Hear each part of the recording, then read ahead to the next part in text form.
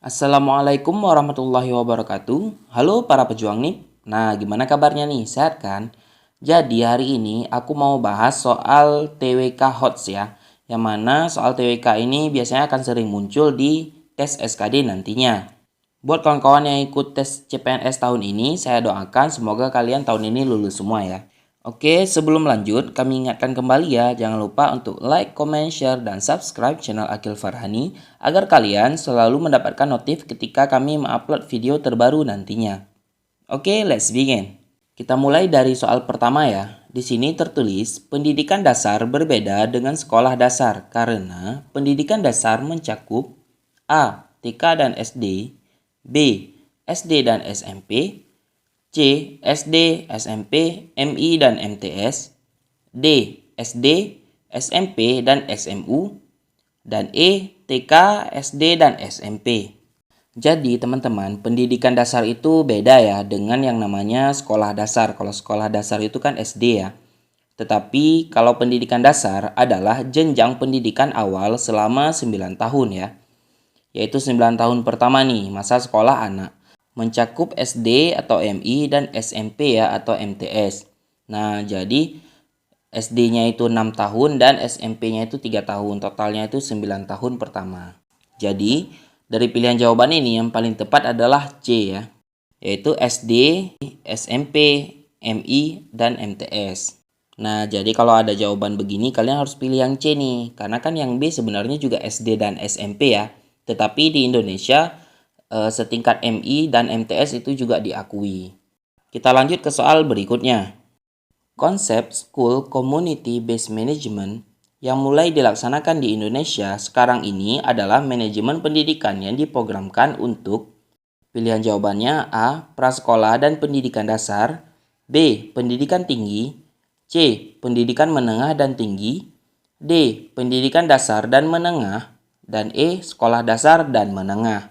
Jadi teman-teman, manajemen berbasis sekolah atau MBS ya adalah suatu pendekatan praktis yang bertujuan untuk mendesain pengelolaan sekolah dengan memberikan kekuasaan kepada sekolah dan meningkatkan partisipasi masyarakat dalam upaya perbaikan kinerja sekolah yang mencakup guru, kepala sekolah, orang tua siswa, dan masyarakat ya. Salah satu komponen penyelenggaraan pemerintah yang disentralisasikan ke tingkat 1 ya atau provinsi dan tingkat 2 yaitu setingkat kabupaten adalah dalam penyelenggaraan pendidikan dasar dan menengah yang mencakup SD, SMP, dan SMA. Nah, dari kesimpulan ini ya dapat diambil bahwa jawaban yang paling tepat itu adalah yang D, yaitu pendidikan dasar dan menengah. Nah, kenapa? Karena pendidikan dasar itu ya SD ya, kemudian yang menengah itu SMP dan SMA. Kita lanjut ke soal yang ketiga. Pendidikan luar sekolah atau PLS sangat penting diselenggarakan di Indonesia, terutama berkenan dengan banyaknya warga negara yang berusia 10-44 tahun masih A. Belum mampu mendapat pekerjaan, B. Buta pengetahuan dasar, C. Tergolong warga negara tidak mandiri, D. Mengalami sikap rendah diri, E. Buta aksara Latin dan angka. Jadi teman-teman, banyaknya warga negara berusia 10-44 tahun yang mengalami buta aksara dan angka menjadi dasar pentingnya diberlakukan pendidikan luar sekolah ya atau PLS. Maka jawaban yang paling tepat adalah E. Kita lanjut ke soal yang keempat ya. Nah, di sini tertulis ciri khas negara kesatuan adalah pilihan jawabannya A. Kepala negaranya adalah presiden. B. Kekuasaan asli ada pada pemerintahan pusat ya. Yang C. Kepala negara dipilih oleh rakyat. D. Presiden mempunyai hak prerogatif. Dan E. Kekuasaan didistribusikan ke daerah dengan desentralisasi. Nah, jadi teman-teman, bentuk negara kesatuan adalah bentuk pemerintahan yang dipegang oleh pemerintah pusat ya. Bentuk negara kesatuan terbagi menjadi sentralisasi dan desentralisasi. Nah, sentralisasi yaitu terpusat penuh dan desentralisasi itu yaitu didistribusikan ke daerah-daerah ya. Namun pemerintahan ada pada pemerintah pusat. Jadi dapat dipastikan ya, jawaban yang paling tepat di sini adalah B, yaitu kekuasaan asli ada pada pemerintahan pusat. Oke, lanjut ke soal TWK yang kelima ya. Di sini tertulis makna yang terkandung pada nilai patriotisme dalam kehidupan berbangsa dan bernegara. Titik-titik. Nah, jadi pilihannya yang A, selalu berjuang untuk kepentingan negara. B, selalu menentang kebijakan pemerintahan yang tidak dikehendaki rakyat. C, rela berkorban untuk kepentingan bangsa dan negara. D, selalu membela apapun yang dilakukan negara. Dan E, selalu mengupayakan persatuan bangsa. Jadi, patriotisme itu adalah sikap rela berkorban untuk kepentingan bangsa dan negara. Jadi, jawaban yang paling tepat pastinya itu adalah yang C ya, yaitu rela berkorban untuk kepentingan bangsa dan negara nih ya. Lanjut ke soal yang keenam. Di sini dituliskan kewajiban warga negara untuk ikut serta dalam upaya bela negara diatur dalam titik-titik ya. Ini pilihan jawabannya yang A, UUD 1945 pasal 27 ayat 1, B, UUD 1945 pasal 27 ayat 3, C, UUD 1945 pasal 30 ayat 1, D, UUD 1945 pasal 30 ayat 2, dan E, UUD 1945 pasal 31 ayat 1. Jadi teman-teman, setiap warga negara berhak dan wajib ikut serta dalam upaya pembelaan negara dan ini tertuang pada pasal 27 ayat 3 ya. Jadi dapat dipastikan jawaban yang paling tepat adalah B, yaitu Undang-Undang Dasar 1945 pasal 27 ayat 3. Lanjut soal yang ketujuh nih ya. Di sini dituliskan rumusan rancangan Undang-Undang Dasar merupakan salah satu hal yang dibahas dan disetujui dalam sidang yang diadakan oleh pilihan jawabannya yang A, MPRS, B, BPUPKI, C, PPKI, D, KPNI, dan E, MPR. Jadi, pada tanggal 10 sampai 16 Juli tahun 1945 ya, BPUPKI mengadakan sidang kedua. Nah, sidang kedua BPUPKI membahas rumusan rancangan Undang-Undang Dasar dan rencana lain yang berhubungan dengan kemerdekaan Indonesia. Jadi, pastinya jawaban yang paling tepat adalah B ya, yaitu BPUPKI. Lanjut ke soal yang ke-8. Organisasi utama PBB yang berfungsi membuat rekomendasi tentang prinsip kerjasama internasional dalam rangka memelihara perdamaian dan keamanan internasional adalah A. Dewan Keamanan, B. Majelis Umum, C. Dewan Perwakilan, D. Sekretariat, dan E. Dewan Ekonomi dan Sosial. Jadi teman-teman, di dalam PBB itu ada 6 badan ya yang mengurus PBB. Yang pertama adalah Majelis Umum, kedua Dewan Keamanan, yang ketiga Dewan Ekonomi dan Sosial, yang keempat Dewan Perwakilan, yang kelima Mahkamah Internasional, dan yang keenam adalah Sekretariat. Nah, jadi yang mengurus keamanan ya, itu adalah Dewan Keamanan, yaitu berwenang untuk mengurus keamanan dan perdamaian dunia. Pastinya jawaban yang paling tepat adalah A ya, yaitu Dewan Keamanan. Lanjut ke soal nomor 9 ya. Kedatangan bangsa-bangsa baik dari Asia Barat, Asia Selatan maupun Asia Timur ke Kepulauan Indonesia sejak abad ke-10 ya, adalah karena lada yang dihasilkan di Sumatera dan Jawa Barat. Dan juga di pilihan jawabannya A. Jawa Tengah, B. Kalimantan Selatan, C. Kalimantan Timur, D. Jawa Timur, dan E. Sulawesi Selatan. Jadi, salah satu pemicu ramainya bangsa-bangsa Asia Barat, Selatan, dan Timur ke Indonesia dikarenakan Indonesia kaya akan rempah-rempah nih ya. Salah satunya adalah lada. Daerah penghasil lada terbesar di Indonesia adalah Sumatera, Jawa Barat, dan Sulawesi Selatan.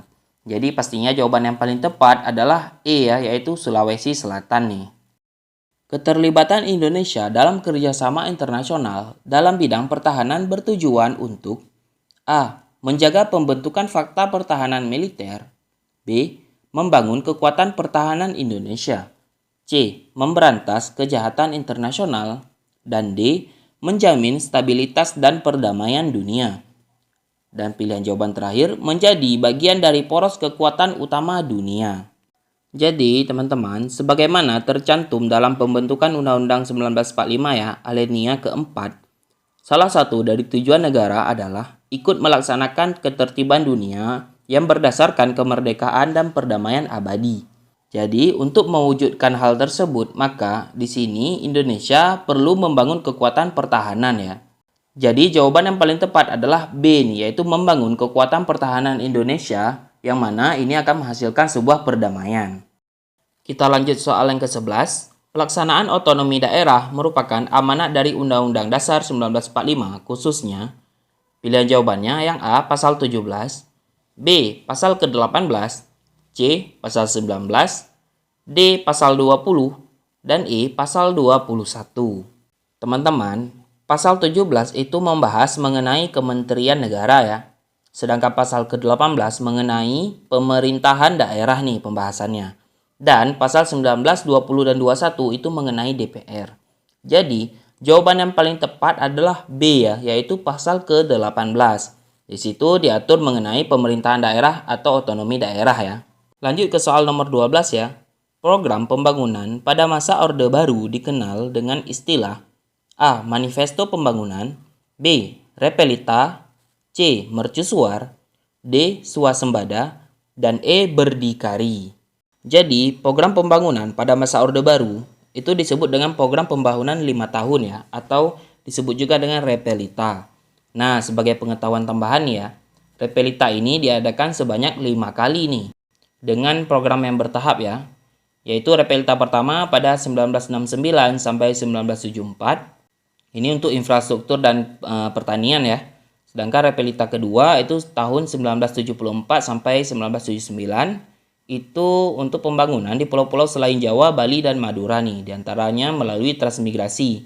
Kemudian Repelita yang ketiga yaitu tahun 1979 dan 1984, ini menekankan pada bidang industri padat karya ya, untuk meningkatkan ekspor. Kemudian Repelita yang keempat nih ya, tahun 1984 sampai 1989, tujuannya untuk menciptakan lapangan kerja baru dan industri. Dan Repelita yang terakhir pada tahun 1989 sampai 1994 nih, menekankan bidang transportasi, komunikasi, dan pendidikan. Nah, pastinya jawaban yang paling tepat adalah B nih ya. Jadi aku saranin ya buat teman-teman, pembahasan tentang Repelita ini tahun-tahunnya itu kalian catat ya, karena bisa jadi nanti ditanyakan pada saat ujian SKD ya. Kita lanjut ke soal nomor 13. Di sini tertulis, pelaksanaan otonomi daerah menganut asas A. Sentralisasi, dekonsentrasi, dan desentralisasi. B. Sentralisasi, desentralisasi, dan tugas pembantuan. C. Desentralisasi, dekonsentrasi, dan tugas pembantuan. D. Tugas pembantuan, dekonsentrasi, dan sentralisasi. Kemudian yang E. Sentralisasi, dekonsentrasi, dan partisipasi. Jadi, berdasarkan Undang-Undang Nomor 32 Tahun 2004, asas otonomi daerah adalah sebagai berikut ya. Yang pertama adalah desentralisasi ya, yaitu penyerahan wewenang pemerintah pusat kepada daerah otonom untuk mengatur dan mengurus urusan pemerintahan dalam sistem NKRI. Yang kedua, dekonsentrasi, yaitu pelimpahan wewenang pemerintah oleh pemerintah pusat kepada gubernur sebagai wakil pemerintah pusat dan atau kepada instansi vertikal di wilayah tertentu. Dan yang ketiga adalah tugas pembantuan, yaitu penugasan dari pemerintah pusat kepada daerah dan atau desa, dari pemerintah provinsi kepada kabupaten, kota, dan desa, serta dari pemerintah kabupaten atau kota kepada desa untuk melaksanakan tugas tertentu. Jadi pastinya jawaban yang paling tepat itu adalah C ya, yaitu desentralisasi, dekonsentrasi, dan tugas pembantuan. Kita lanjut ke soal nomor 14 ya. Di soal ini tertulis penyerahan wewenang pemerintah oleh pemerintah kepada daerah otonom dalam kerangka Negara Kesatuan Republik Indonesia disebut. Pilihan jawabannya yang A. Sentralisasi, B. Dekonsentrasi, C. Pelimpahan wewenang, D. Tugas pembantuan, dan E. Desentralisasi. Jadi teman-teman, penyerahan wewenang pemerintahan pusat kepada daerah otonom untuk mengatur dan mengurus urusan pemerintahan dalam sistem NKRI disebut desentralisasi. Jadi pastinya jawaban yang paling tepat adalah E ya, yaitu desentralisasi. Untuk mempertahankan kedaulatan Republik Indonesia pada 23 Agustus tahun 1945, Presiden Soekarno mengumumkan berdirinya 3 badan baru, yaitu A. KNPI, B. KNIP, C. KNI, D. KPIR, dan E. KNRI. Jadi teman-teman, hasil sidang PPKI ketiga Presiden Soekarno mengumumkan berdirinya 3 badan baru nih ya, yaitu 1. KNIP atau Komite Nasional Indonesia Pusat, yang kedua PNI, yaitu Partai Nasional Indonesia, dan yang ketiga adalah BKR, yaitu Badan Keamanan Rakyat ya. Jadi dari ketiga badan yang kita sebutin ya, itu yang ada di jawaban itu adalah KNIP, yaitu jawaban yang B. Pastinya jawaban yang paling tepat adalah B ya, yaitu KNIP. Oke kawan-kawan semua, jangan lupa untuk like, comment, share, dan subscribe channel Akil Farhani agar kalian mendapatkan notifikasi ketika kami mengupload video terbaru. See you next time. Assalamualaikum warahmatullahi wabarakatuh.